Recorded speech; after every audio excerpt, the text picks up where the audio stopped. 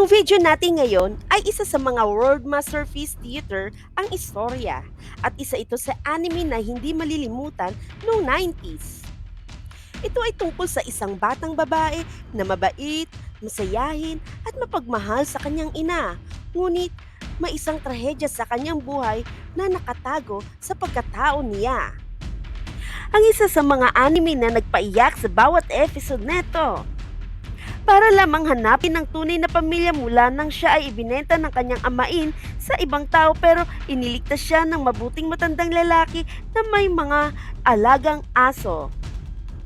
Hanggang sila ay naglakbay sa iba't ibang lugar para lamang makatanghal at kumita. Sino nga ba ang may likha ng kwento nito? At bakit sa anime na kinalakihan natin na Remy Novada's Girl ay hindi lamang nasabi ang katotohanan na nangyari sa buhay ni Remy kung bakit siya dinukot? Alamin natin ang kwento nito sa nobela na isa sa pinakamagandang kwento noon. Tara, tuklasin natin ang histeryo ng Remy Nobody's Girl. Simulan na natin.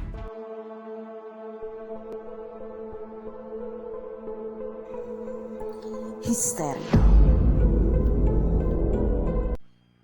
Ang Remy Nobody's Girl ay galing sa orihinal na novel noong 1878 na pinamagatang Sans Familia, na ang ibig sabihin sa English ay Without Family, pero mas kilala sa title na Nobody's Boy, na nilikha ng magaling na French novelist na si Hector Malot. Pero sa bansang Pilipinas, mas kilala sa title nito na Remy. Sa katunayan, ang Remy Nobody's Girl ay binase sa orihinal na kwento nito sa nobela ng Sans Familia o Nobody's Boy. Pero maraming nabago mula sa orihinal na kwento sa napanood natin na anime na Remy Nobody's Girl. Dahil ang original na bida sa nobela ay ang batang lalaki na nagngangalang Remy na salungat sa ating napanood na anime na bidang babae ang gumanap nito. Marami talagang binago sa Remy Nobody's Girl from original story nito. Kung namatay si Dulce at Servino na alagang aso ni Ginoong Vitalis dahil sa mga atake ng mga lobo, alam niyo ba na si Juliker na isang unggoy ay namatay sa orihinal na kwento dahil sa pneumonia, samantalang sa Remy Nobody's Girl ay nabuhay pa ito? Sa anime na Nobody's Girl na kung saan namatay si Ginoong Vitalis na hindi masasamahan si Remy sa Paris at pinapupunta niya ito kay Gaspar. Sa orihinal na kwento ay nakasama pa ni Remy si Ginoong Vitalis papuntang Paris para iwanan si Remy kay Garofoli na kilala nating salbahing Gaspard sa alam nating kwento. Sa orihinal kasi ay si Garofoli ang salbahe na pinagtatrabaho ang mga kabataan para sa kanya. Pinagkatiwalaan ni Ginoong Vitalis si Remy kay Garofoli dahil maghahanap siya ng ibang hayop para turuan at makasama nila sa kanilang paglalakbay at mga palabas. At bablikan muli si Remy para kunin muli ito. Dito nakilala ni Remy sa tahanan ni Garofoli ang sakiting itsura ni Matcha na kasama ang ibang kabataan na nagtatrabaho pala kay Garofoli. Nang makabalik si Ginoong Vitalis para kunin si Remy, dito niya natuklasan na gaano kalupit si Garofoli sa mga bata. Balak sana isuplong ni Vitalis si Garofoli, ngunit hindi niya ito natuloy dahil sa mga sinabi nito sa kanya, kaya nagalit at napahiya si Vitalis, kaya kinuha na niya si Remy at umalis. Dahil sa pag-alis nila at sa gitna pa ng lamig ng panahon, hindi sila nakakita ng masisilungan at pareho silang nabagsak ni Remy kung saan ikinasawi ni Ginoong Vitalis. Nagising na lamang si Remy sa isang higaan sa pangangalaga ng isang gardener na nagngangalang Pierre Akin. Kasama nito ang 2 batang lalaki at 2 batang babae, kung saan ang isa sa mga batang babae ay hindi nakakapagsalita. Si Liz sa animated series ay isa sa mga batang musmos na slave ni Gaspar na nagtitinda ng bulaklak. Ang batang babae na hindi nagsasalita sa nobela ay si Liz ang pangalan. Samantalang sa animated series na Nobody's Girl na isa sa episode ay merong nagngangalang Perry Akin. Siya ang batang pilyo sa isang bahay ampunan na pumapasok sa isang bahay na may maliit na chapel para magdasal lang roon at buuin ang 100 prayers sa gabi para sa kahilingan na makapagsalita muli ang nakababatang kapatid na si Nina. Sa nobela, si Liz ay isang pipi na kinalulugdan naman ni Remy sa kwento, na tinuruan niya itong bumasa, sumulat, at tumugtog ng harp. Sa nobela kasi, tinuruan ni Ginong Vitalis si Remy tumugtog ng harp. Hanggang nabalitaan nga ni Remy na yumao na si Ginoong Vitalis na sobrang ikinalungkot niya. Naging gardener si Remy ng 2 taon kasama nga sila Perry Akin.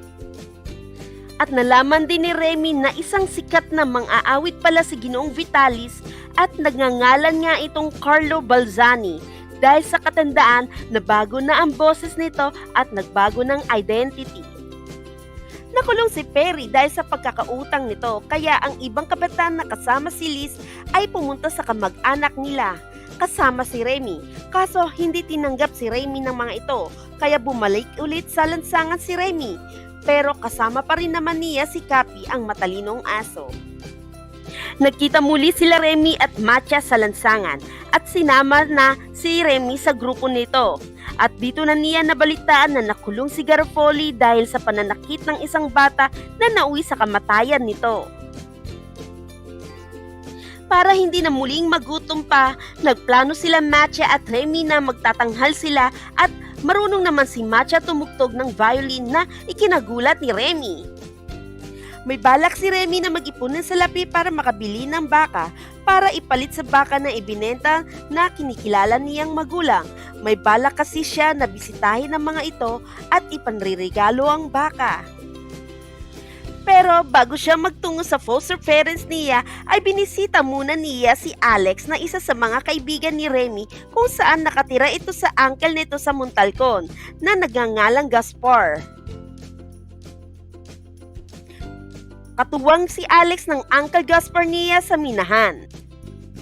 Isang beses ay sugatan si Alex at pansamantalang pumalit muna si Remy at nangyari nga ang trahedya na natrap sila sa loob ng minahan kasama niya ang Uncle Gaspar at 7 pa nitong mga kasama. Nailigtas nga sila sa loob ng minahan na ikinatuwan nila Matcha at Cappy. Kung saan hindi sumuko si Matcha na naniniwala na buhay pa si Remy na katulad sa Nobody's Girl story, kaso solo nga lang na natrap si Remy dahil sa unang nailigtas ang batang kasama niya. Gusto pa ni Remy na mas maging bihasa pa si Matcha sa musika, lalo na sa violin at pinasasama siya kay Mr. Espinosus na humanga at nag-imbita kay Matcha kaso hindi pumayag si Matcha at ayaw iwan si Remy. Nakabili na ng baka sila Remy at Matcha at natungo na sila sa susunod na bayan. At that time, nagkaroon pa pala ng problema sa bayan na iyon at maraming nawawalang baka sa lugar at napagbintangan sila Remy pero napatunayan nila Remy at Matcha sa mayor na binili nila ito. Nagkita muli sila Remy at Mrs. Berberin at naibigyan niya ang baka at ibinalita nga nito na pumunta si Jerome na foster father niya sa Paris para hanapin siya.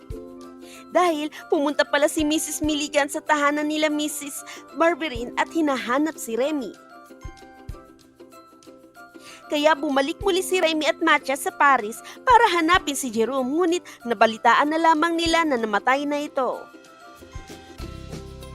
Kaya sinulatan niya si Mrs. Berberin para ibalita ang nangyari kay Jerome at nag-reply naman ito sa kanya na nagbigay ng address pa kung saan matatagpuan ng lawyer ni Mrs. Milligan sa London na si Driscolls. Nakapunta nga sila Remy sa London at nakilala si Driscolls kaso naging salbahe ito kay Remy dahil pinagtrabaho sila nito kasama pa ang asong si Cappy. Natuklasan ni Matcha na nag-uusap sila ni Driscolls at James Milligan na brother-in-law ni Mrs. Milligan. At narinig nga ni Matcha na may plano itong masama kina Mrs. Milligan na hinihintay na lang mamatay si Arthur, ang bunsong anak ni Mrs. Milligan dahil may malubhang sakit niya ito at para mapunta na sa kanya ang mana. Nakulong si Remy dahil pinagbintangan ito sa salang pagnanakaw ni Driscolls kaya itinakas siya nila Matya at Bob, siya ang kaibigan ni Matya sa circus na dati niyang katrabaho. Bumalik sila sa France para bigyan ito ng babala sa plano ng bayaw nitong si James Milligan. Isang araw kumakanta si Remy sa paboritong kanta nila ni Liz at bigla na lamang may sumigaw na babae na ikinagulat at ikinasaya naman ni Remy dahil si Liz pala ang sumigaw at nakapagsalita na ito bigla dahil sa muling pagkikita nila. Nagtagpo muli ang landas nila Remy at Mrs. Milligan. Tinukot kasi si Remy nung sanggol pa lamang at kagagawan ito ni Driscoll sa utos ni James Milligan. Happy ending naman ang story at natagpuan na nga ni Remy ang kanyang biological family. Si Matya naman ay naging matagumpay sa larangan ng musika at naging famous violinista siya. Samantalang si Arthur ay naging malusog at naging athlete pa. Si Remy ay ikinasal kay Liz at nagkaroon sila ng isang supling na ang tagapag-alaga ay si Mrs. Barberin. May tuturing ang nobela na ito ay isa sa mga famous at napakagandang kwento na hindi malilimutan. Ang manunulat na si Hector Henry Malou ay isinilang noong 1830 sa Seine-Maritime, France. Ang unang libro na nilikha niya ay ang Les Amants noong 1859. At nagkaroon siya ng 70 libro na nilikha at isa na nga dito ang famous niyang Sans Famille. Hindi akalain ni Hector Malou na sisikat ang kanyang nobela sa children's book na hindi naman niya ito inilaan para sa mga kabataan. At inalay nga ng manunulat ang kanyang nobela na ito sa kanyang anak na si Lucy. Ang Remy Nobody's Girl o Lenaki ko Remy na mayroong 26 episodes sa Japanese anime television series na hawak ng Nippon Animation. Na-broadcast nga ito noong 1996 to 1997 sa Fuji Television. Pero meron pang naunang anime series ito na hinawakan ng Tokyo Movie Shinsha at Madhouse noong 1977 to 1978 na pinamagatang Nobody's Boy. At ipinalabas nga sa Pilipinas ang Nobody's Boy sa RPN noong 1978 na halos kasabayan ng Candy Candy at Heidi.